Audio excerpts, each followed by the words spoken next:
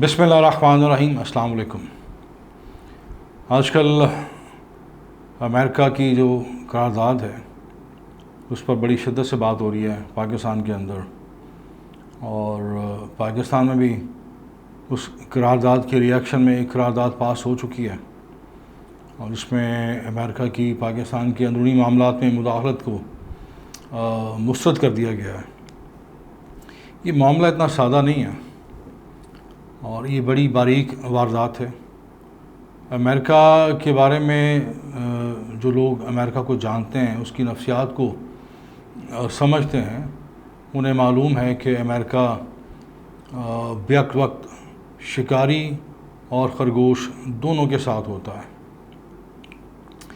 रजीम change के तनाजुर में America की खासी सुक्की हुई आलमी सतह पर, और अमेरिका को पहली बार डिफेंसिव होना पड़ा। पहली बार किसी ने अमेरिका को इस तरह लताड़ा और ललकारा, और अमेरिका को अपनी सफाइयाँ और दुहाइयाँ देना पड़ी अपने मासूम होने की, अपने बेगुनाह होने की। और मामला रुका नहीं, पूरी तरह थमा नहीं, पूरी तरह मतला जो है सियासी मतला साफ़ नहीं हुआ। फिर ये एक रास्ता सुझाई दिया जो अमेरिका के सियासी पंडित हैं, उन्हें ये लगा कि इस तरह एक करारदाद पास करने से एक तीर से कई शिकार हो जाएंगे। सो ये करारदाद पास की गई। मैंने पहले भी अर्ज़ किया था कि अमेरिका का मिजाज नहीं है, वो करारदादों के पीछे नहीं छुपता, वो एलानिया अपनी ताकत का, धौंस का इस्तेमाल करता है। वो टेलीफोन कॉल करता है और बड़े बड़े फ़ौजी आमर उस कॉल के सामने ढेर हो जाते हैं, सरेंडर कर देते हैं और इताअत करते नज़र आते हैं। सो अमेरिका ने करारदाद पेश की, वो पास हुई ताकि अमेरिका का जो एक जमहूरी चेहरा है उस पर जो दाग लगे हैं, जो छींटे उड़े हैं, वो साफ़ किए जा सकें।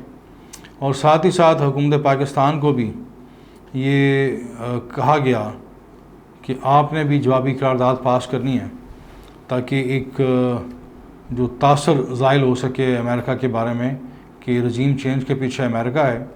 तो उसे अभी आम लोग ये समझ रहे हैं कि अमेरिका बड़ा जमहूरियत पसंद है और अमेरिका को इमरान ख़ान की बड़ी फ़िक्र है। तो ऐसा बिल्कुल नहीं है। रजीम चेंज के पीछे जो अमेरिका था वही अमेरिका आज है। कोई तब्दीली नहीं आई, कोई फ़र्क नहीं आया उनके प्रोग्राम में, उनके ख़ास तौर पे पाकिस्तान के हवाले से जो उनकी सोच है, जो उनका माइंड सेट है, उसमें किसी किस्म की तब्दीली नहीं आई।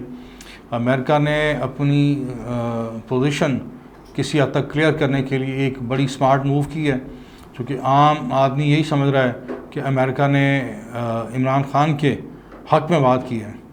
ये याद रखिएगा, अमेरिका का जहाँ तक ताल्लुक़ है वो आखिरी हद तक जाएगा इमरान ख़ान का रास्ता रोकने में। बाकी अल्लाह रब्बुल इज़्ज़त की ज़ात वो सबबुल असबाब है, वो बेहतरीन असबाब पैदा करती है। और जहाँ पे दुनिया के अंदर इंसान अपनी चाल चलते हैं, वहाँ पे अल्लाह रब्बुल इज़्ज़त भी अपनी चाल चलता है। और हमेशा जो गलबा है, हमेशा जो गालिब है, वो अल्लाह ताला की ज़ात को उसको ज़ेब देता है। सारा कुछ उसके शान शान है।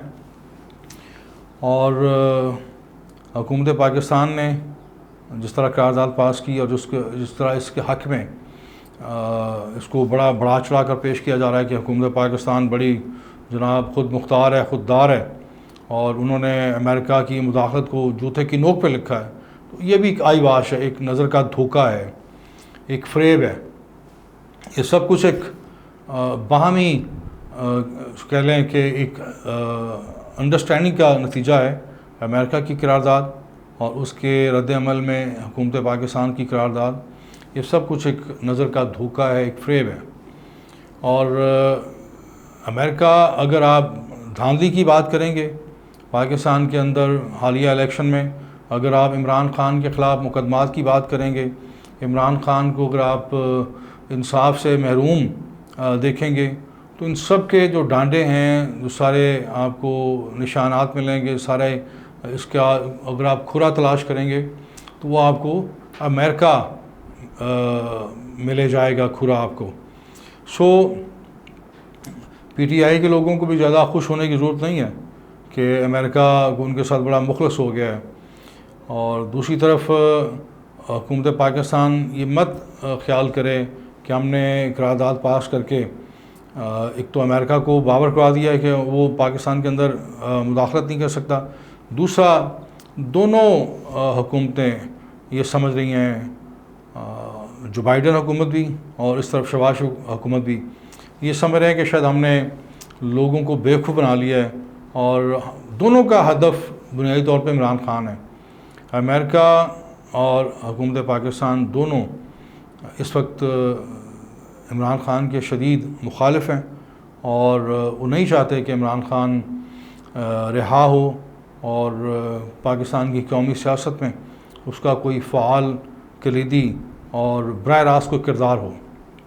बारकैफ दूसरी तरफ मौलाना फजल रहमान ने और शाहिद खाकान अब्बासी ने, ये अखबारी रिपोर्ट है, और नए इलेक्शन का मुतालबा कर दिया पाकिस्तान के अंदर। मैं बड़े अफसोस से कहूँगा कि पाकिस्तान कोई मजाक नहीं है। पाकिस्तान के अंदर कोई दरख्तों पर पैसे नहीं लगते और ना ज़मीन से सोना, पाकिस्तान की ज़मीन सोना उगलती है कि आप इंतखाबात के जो अरबों रुपए के अखराजात हैं वो कहाँ से आएंगे।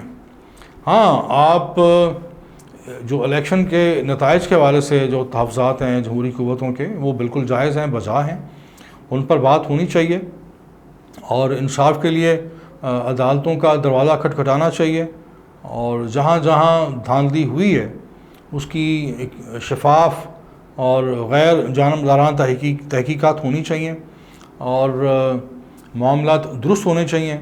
जहाँ फार्म 45 और 47 की जो इक्तज़ाद है वो जिन जिन हलकों में हुआ है, तज़ाद वाज़े हुआ है, तज़ाद आया है, या जहाँ जहाँ धांधली अपनी बदतरीन सूरत में नज़र आई है, उसके असरात नज़र आए हैं, वहाँ पर आप मैं समझता हूँ कि एक री अकाउंटिंग या अदालती कमीशन इस तरह की आप बात कर सकते हैं, तहकीकात की बात कर सकते हैं, उसको अनडू करने की बात कर सकते हैं। लेकिन नए इलेक्शन का शोशा छोड़ना, मैं समझता हूँ ये इस मुल्क और कौम के साथ सख्त ज़्यादती होगी।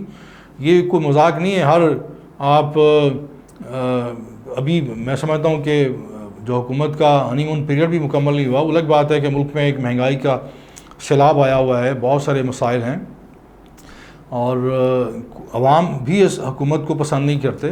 लेकिन ये कोई हल नहीं है कि आप हर 5 माह बाद, हर 6 माह बाद आप इलेक्शन का मुतालबा करें और ये मकरूज़ मुल्क इन इंतहाबी भारी जो इंतहाबात के भारी भरकम अखराजात हैं उसका मुतहम्मिल नहीं हो सकता। मैंने चंद वर्ष कॉलम में एक लिखा था कि 3 भाई हैं जिनका जो यतीम हो गए हैं, वालिद का साया सर से उठ गया है। और सबसे पहले एक बड़े भाई ने खेत में हल चलाया और बीज बो दिया और मंझले भाई को पता लगा कि भाई ने हल चलाया है और फसल बोई है, तो उसने उस रंजश और रकाबत में कि भाई ने मुझसे नहीं पूछा और ये शायद सारी फसल जो भाई है वो अपने घर ले जाएगा, तो उसने जाके दोबारा से हल चला के नया बीज बो दिया। जब सबसे छोटे भाई को पता चला तो उसने भी जाके 2-3 माह बाद वहाँ पे हल चला दिया और नई फसल बो दी। ये पाकिस्तान के अंदर भी ऐसा ही हो रहा है। हर चंद साल बाद इलेक्शन होते हैं और जो हुकूमत मार्ज़ वजूद में आती है, जो हुकूमत मसनद इक़्तिदार पर बिराजमान होती है और अपोजिशन पार्टियाँ वहीं से शुरू दिन से ही जो है धांधली का, धौंस का शोर मचाती हैं और हुकूमत पर अदम एतमाद करती हैं और जितने हमारे यहाँ या इश्यूज़ हैं महंगाई के, लॉ एंड ऑर्डर के, उनकी आड़ में नए इलेक्शन का मुतालबा किया जाता है। और बदकिस्मती से हमारे यहाँ चंद, शायद एक ऐसी हुकूमत होगी, 1 या 2 जिसने अपनी आइनी मुद्दत पूरी की होगी, वरना तो ये हुकूमतें, हमारी जमहूरी हुकूमतें इद्दत भी पूरी नहीं करती और उन्हें चलता कर दिया जाता है। लेकिन इसकी कीमत कौन चुकाता है? रियासत पाकिस्तान, मकरूज़ पाकिस्तान जो कर्ज़ की दलदल में धंसता चला जा रहा है। और वो कर्ज़ कहाँ से निकलता है? मेरी और आपकी जेब में से। ये जो टैक्सेस हैं, जो मुख्तलिफ जो एक कहना चाहिए माशी तौर पर जो बोझ है, वो मुझे और आपको बर्दाश्त करना पड़ता है। इस हमारी नातवान नहीफ रियासत की जो एक नीम मुर्दा ICU में पड़ी मईशत है, बीमार मईशत, उसको बर्दाश्त करना पड़ता है। आप इलेक्शन की बात करने की बजाय जो मसाइल हुए हैं इलेक्शन के अंदर, उनके हल की बात करें, उन पर जोर दें। दूसरी तरफ जमात इस्लामी ने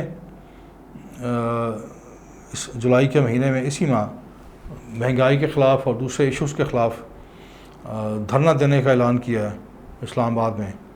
तो जमात इस्लामी, इसमें कोई शक नहीं है, उसके पास एक स्ट्रीट पावर है, अफरादी क़ुव्वत है, बड़ी मुनज़्ज़म जमात है और इश्यूज़ की सियासत करती है, तामीरी जो नुक्ता नज़र है वो पेश करती है। जमात इस्लामी के सिवा बाकी जितनी भी जमातें हैं, वो बयानात की हद तक तो हमें अखबारात में उनका कहीं ना कहीं मौक़िफ़ नज़र आता है महंगाई के हवाले से, लेकिन जो एक अमली रद्द-ए-अमल है वो जमात इस्लामी की तरफ से हमेशा आया है।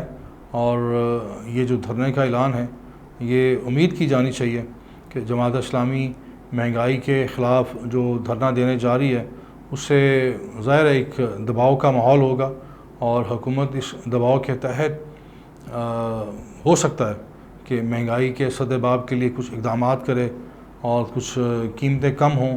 ख़ास तौर पर पेट्रोल की, ये जो पेट्रोल और बिजली की मद में लोगों पर जो बिजलियाँ गिराई जा रही हैं, उन पर पेट्रोल बम गिराया जा रहा है। और उम्मीद की जानी चाहिए कि शायद इस धरने के नतीजे में कीमतों का जो ग्राफ है वो नीचे आएगा। बहुत शुक्रिया।